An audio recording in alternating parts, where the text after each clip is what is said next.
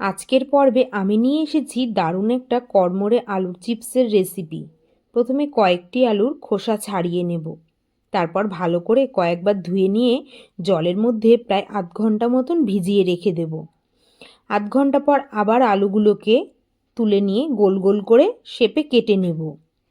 কাটা হয়ে গেলে আবারও জলের মধ্যে ভালো করে কচলে ধুয়ে নিয়ে ভিজিয়ে রেখে দিতে হবে। কিছুক্ষণ পর আমরা আবার চলে এলাম। একটা বাটিতে জল দিয়ে দেব, কিছুটা জল দিয়ে ওর মধ্যে 1 চামচ লবণ দিয়ে দেব।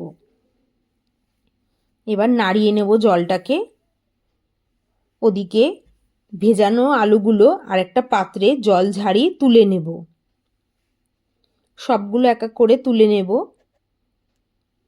তুলে নেবার পর ওদিকে কড়াইতে তেল গরম করতে দিয়ে দেব। তেলটা গরম হয়ে গেলে আলুগুলোকে একটা একটা করে তেলের মধ্যে ছেড়ে দেব।